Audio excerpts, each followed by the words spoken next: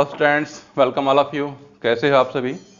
आज हम पढ़ेंगे समांतर एवं लंबे चालकों के मध्य बल या force between two long and parallel current carrying conductors.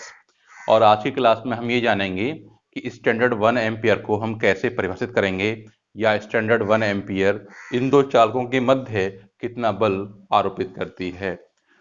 तो आइए शुरू करते हैं दो चालकों के मध्य बल। और ये टॉपिक बड़ा इंपॉर्टेंट है, अक्सर बोर्ड में पूछा जाता है, और तो इसे आप ध्यान से देखें। आइए, ये हमारे पास दो चालक हैं, ये चालक एक है, ये चालक दो है। दोनों ही चालकों में ऊपर की ओर धारा प्रवाहित हो रही है।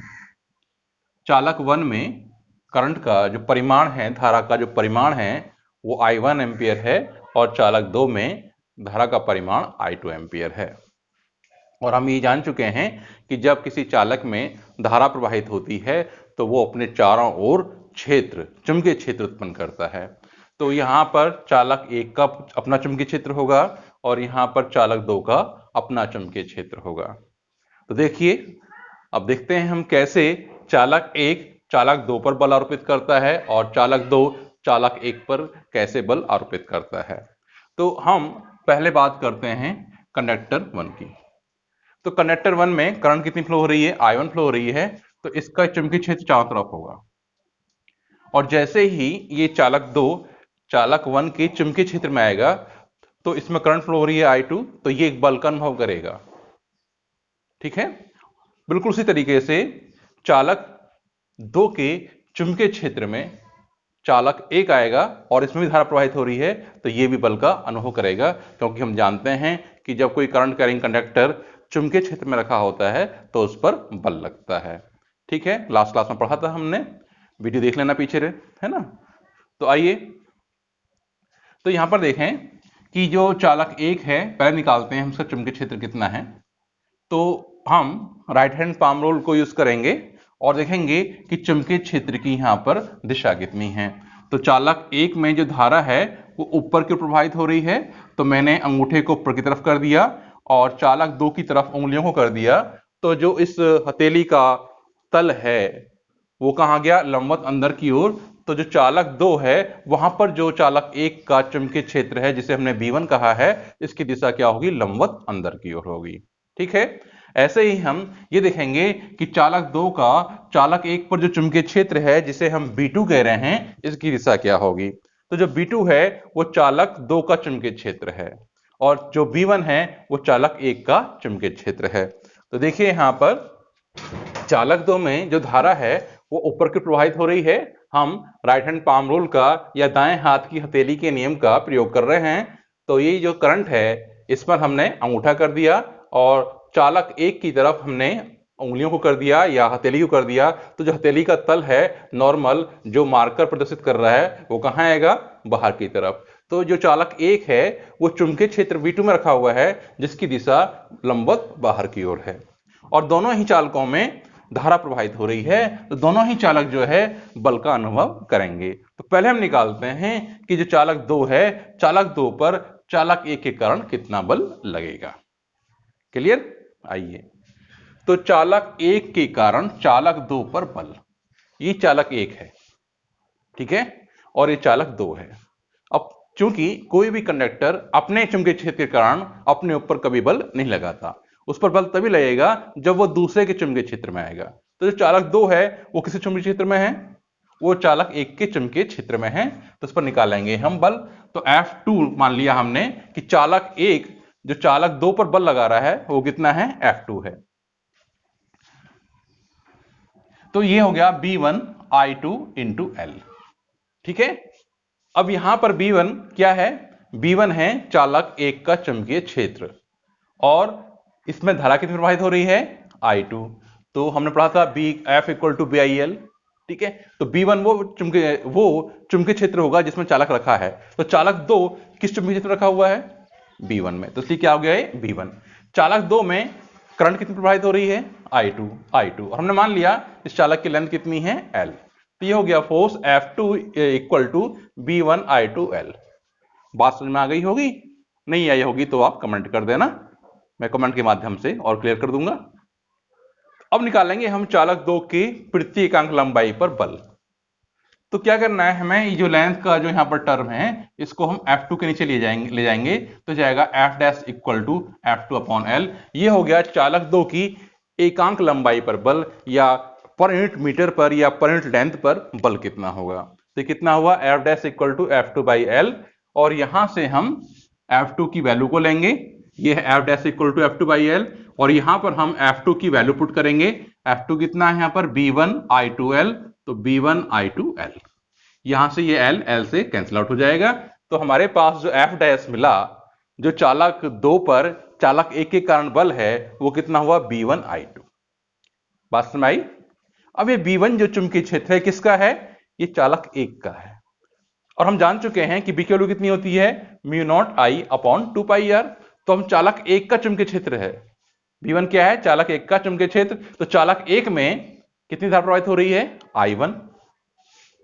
तो यहां पर क्या हो जाएगा B, या ले लें यहां पर B1 बराबर म्यू नॉट I1, तो म्यू नॉट I1 अपॉन 2 पाई R। ठीक है, तो यहां पर आप B1 की वैल्यू पुट करेंगे म्यू नॉट I1 अपॉन 2 पाई R, और ये I2 पहले से ही है, तो ये हो गया mu naught I1 I2 upon 2 पाई R। ये फील्ड हो गया, ये क्या हो गया, फोर्स हो गया। कौन सा फोर्स है ये, चालक 1 के कारण चालक 2 पर लगने वाला चुंबकीय बल। ठीक है, ये निकल गया। बिल्कुल इसी मैनर में सिमिलरली हम चालक 1 पर चालक 2 के कारण, चालक 1 पर चालक 2 के कारण चुंबकीय बल ज्ञात करेंगे। तो देखिए बिल्कुल वही है। हाँ, हम दिशा की बात कर लेते हैं। यहां पर चालक की जो दिशा है, बल की दिशा, सॉरी, यहां पर जब हमने बल निकाला है चालक 2 पर बल, उसकी दिशा क्या होगी। तो देखिए, बल निकालने के लिए आपको फ्लेमिंग के लेफ्ट हैंड रूल को यूज करना होगा, और फ्लेमिंग का लेफ्ट हैंड रूल क्या था, force magnetic current, sorry force magnetic field और करंट। यानी आप करंट की डायरेक्शन में जो हमारी ये वाली उंगली है जिसे हम 4 फिंगर कहते हैं, और ये मिडिल फिंगर है, करंट की डायरेक्शन में मिडिल फिंगर और मैग्नेटिक फील्ड की डायरेक्शन में 4 फिंगर, तो जो फोर्स है उसकी डायरेक्शन थंब देगा। तो आइए हम देखते हैं कि चालक 2 पर जो फोर्स की डायरेक्शन है F डैश वो क्या होगी। तो क्या करेंगे आप, ये 4 फिंगर है इसे मैग्नेटिक फील्ड की डायरेक्शन में कर देंगे। तो मैग्नेटिक फील्ड कहां है, यहां पर लंबवत अंदर की ओर, तो ये लंबवत अंदर की ओर। करंट कहां है, ऊपर की ओर, तो अपने लेफ्ट हैंड को ऐसे घुमाइए, टर्न कीजिए, तो ये उंगली ऊपर की तरफ आ गई। तो जो हमारा अंगूठा वो कहां गया, इधर की तरफ। तो यही क्या है, बल की दिशा। यानी चालक 1 चालक 2 पर जो बल लगा रहा है वो कहां लगा रहा है, 2 से 1 की ओर, यानी चालक 1 चालक 2 को अपनी ओर अट्रैक्ट कर रहा है। आई बात में, तो ये हो गई दिशा। अब हम निकालेंगे कि चालक 2 के कारण चालक 1 पर चुंबकीय बल कितना लगेगा। तो चालक 2 के कारण चालक 1 पर बल, ये है हमारे पास F डैश, सॉरी ये F1 हो गया। F1 इक्वल टू क्या होगा, अब जो चालक 1 है वो किसके चुंबकीय क्षेत्र में है, वो चुंबकीय 2 के चालक 2 के चुंबकीय क्षेत्र में है, तो इसलिए क्या लिखा हमने यहां पर B2। ठीक है, करंट कितनी फ्लो रही है इसमें I1, और लेंथ कितनी है इसकी L। क्लियर। आप जब भी ये फोर्स निकालेंगे तो दूसरे का चुंबकीय क्षेत्र लेंगे। जैसे मान लो इस पर क्या निकाल रहे हैं, बल निकाल रहे हैं, तो इस पर बल निकालेंगे तो चुंबकीय क्षेत्र इसका होगा, इस वाले का। ठीक है, और करंट इसकी होगी, लेंथ इसकी होगी, force F equal to BIL में। तो ये हुआ F1 इक्वल टू B2I1L। फिर निकालेंगे हम चालक 2 के प्रति एकांक लंबाई पर बल F डबल डैश। तो क्या करना है आपको, जो ये L है इसे इसके नीचे ले आएंगे F1 के नीचे, तो ये बन जाएगा फोर्स पर यूनिट लेंथ, या प्रति एकांक लंबाई पर लगने वाला बल। तो F double dash equal to F1 upon L। Clear. आइए फिर F double dash equal to F1 by L, आप यहां से F1 की वैल्यू पुट कर देंगे। तो F1 कितना है हमारे पास, B2I1L, तो B2I1L अपॉन L, L से क्या हो जाएगा यहां पर, ये कैंसिल आउट, ये हो जाएगा हमारे पास B2I1। फिर आप यहां पर B2 के वैल्यू पुट करेंगे, तो B2 कितना होगा, B2 तो म्यू नॉट, कितनी करंट फ्लो रही है कनेक्टर 2 में, क्योंकि जो B2 क्या है, कनेक्टर 2 का मैग्नेटिक फील्ड है, तो कितनी करंट कनेक्टर 2 में करंट कितनी फ्लो रही है I2, तो म्यू नॉट I2 अपॉन 2 पाई R, और कंडक्टर 2 से कंडक्टर 1 की दूरी कितनी है, ये R दूरी है, दोनों के बीच की दूरी कितनी है R, तो म्यू नॉट I2 अपॉन 2 पाई R। तो ये हो गया me not I2 upon 2πr, और ये I1 पहले से ही है, तो ये आ गया चालक 2 पर लगने वाला चुंबकीय बल चालक 1 के कारण, इसके कारण इस पर कितना बल लग रहा है। अब देखेंगे हम इसकी दिशा क्या होगी। तो फिर से क्या करेंगे, हम फ्लेमिंग के लेफ्ट हैंड रूल को यूज करेंगे। तो अब यहां पर जो चुंबकीय क्षेत्र है वो कहां है, लंबवत बाहर की तरफ है। तो फिर से आप क्या करेंगे, FBI है ना, तो मैग्नेटिक फील्ड की डायरेक्शन में आप इस 4 फिंगर को करेंगे इस तरह से, और जो मिडिल फिंगर है इसे ले जाएंगे आप करंट की डायरेक्शन में। तो इस तरह से आप अपने हाथ को रोटेट करेंगे ऐसे, ठीक है। तो बिल्कुल वही देखिए आ गया, करंट ऊपर की तरफ और मैग्नेटिक फील्ड ये बाहर की तरफ। तो ये थंब है, ये क्या देगा आपको, चालक 2 पर लगने वाले बल की दिशा। तो ये कहां है, इधर की तरफ है ये, ठीक है। इसका मतलब ये हुआ कि चालक 2 चालक 1 को अपनी ओर आकर्षित कर रहा है, अपनी तरफ खींच रहा है।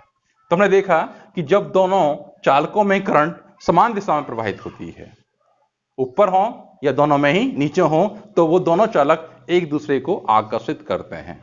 ये क्वेश्चन भी कई बार पूछा जाता है कि अगर दो चालकों में समान दिशा में धारा प्रवाहित हो रही है तो उनमें फोर्सों की, बलों की प्रकृति कैसी होगी, आकर्षणात्मक अट्रैक्टिव या प्रतिकर्षणात्मक रिपल्सिव। तो ध्यान रखेंगे, जब दो कंडक्टर में धारा की दिशा समान होगी तो वो एक दूसरे को अट्रैक्ट करते हैं। ये मैंने आपको फिगर के माध्यम से समझा दिया है। बात समझ में आई यहां तक? बहुत ही इंपॉर्टेंट टॉपिक है, बड़ा इंटरेस्टिंग टॉपिक है और बहुत ही आसान है। क्लियर है? अब हम ये जानेंगे कि 1 एम्पियर, स्टैंडर्ड 1 एम्पियर को हम कैसे परिभाषित करें। तो यहां तक समझ में आ गई बात? चलिए, अभी हमने देखा कि जब दो चालक एक दूसरे से r मीटर की दूरी पर रखे हों और उनमें I1 और I2 परिमाण की धारा प्रवाहित हो रही हो, तो उनके प्रति मीटर लंबाई पर जो बल था उसका परिमाण था μ0 अपॉन 2 पाई I1 I2 अपॉन R और न्यूटन पर मीटर। इसकी यूनिट है फोर्स पॉइंट लेंथ की। यहां पर हमने μ0 की वैल्यू को पुट कर दिया। μ0 कितना होता है, 4 पाई इंटू 10 की पावर -7। तो ये 2 पाई से 2 पाई कैंसिल आउट हो जाएगा और यहां जाएगा I1 I2 अपॉन R। ठीक है, तो ये लिख दिया मैंने यहां पर 2 इंटू 10 की power -7 I1 I2 upon R। इसको सॉल्व कर लिया। अब ये मान लीजिए कि यदि दोनों में धारा का परिमाण समान है, इसमें भी धारा 1 एम्पीयर प्रवाहित हो रही है और यहां भी धारा 1 एम्पीयर प्रवाहित हो रही है और दोनों के मध्य की दूरी भी 1 मीटर है, तो हम I1 बराबर 1 पुट करेंगे, I2 बराबर पुट करेंगे, दोनों का मल्टीपल 1 आएगा और R इक्वल टू 1 पुट करेंगे। तो केवल यहां पर क्वांटिटी होगी वो क्या रह जाएगी, 2 इंटू 10 की पावर -7। तो 2 इंटू 10 की पावर -7 न्यूटन पर मीटर। और अभी देखा था हमने कि जब दोनों कंडक्टर में धारा समान दिशा में प्रवाहित होती है तो उनके बीच जो फोर्स होते हैं, जो बल लगते हैं, वो आकर्षणात्मक प्रकृति के होते हैं। यानी चालक 1 2 को अपनी तरफ आकर्षित करता है और चालक 2 चालक 1 को अपनी ओर आकर्षित करता है। और उस बल का मान कितना होता है, 2 इंटू 10 की पावर -7 न्यूटन प्रति मीटर। ये तो हम समझ गए। अब इसे हम डिफाइन कैसे करें कि 1 एम्पियर करंट कितनी होती है। तो 1 एम्पियर करंट या 1 एम्पियर धारा का वह परिमाण है जो 1 मीटर की दूरी पर रखे चालकों पर 2 इंटू 10 की पावर -7 न्यूटन प्रति मीटर का एकांक लंबाई पर आकर्षणात्मक बल आरोपित करे जब धाराओं की दिशा समान हो, या 2 इंटू 10 की पावर -7 न्यूटन प्रति मीटर का प्रतिकर्षण बल आरोपित करें जब धाराओं की दिशा विपरीत है।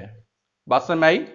तो ध्यान रखेंगे, जब दो चालकों में धारा समान दिशा में प्रवाहित होती है तो उनके मध्य जो बल लगेगा एकांक लंबाई पर वो 2 इंटू 10 की पावर -7 आकर्षणात्मक प्रकृति का होगा और दोनों चालक एक दूसरे को अपनी ओर आकर्षित करेंगे।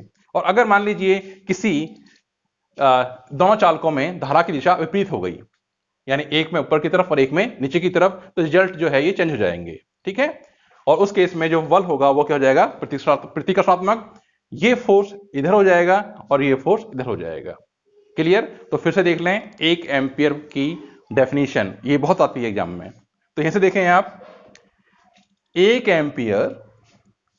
एम्पियर धारा का वह परिमाण है जिसके कारण 1 मीटर की दूरी पर, जिसके कारण 1 मीटर की दूरी पर रखे दो चालकों की एकांक लंबाई पर, या दो चालक एकांक लंबाई पर 2 × 10⁻⁷ न्यूटन पर मीटर का आकर्षणात्मक बल या प्रतिकर्षणात्मक बल का अनुभव करते हैं। तो आज यहीं तक, धन्यवाद।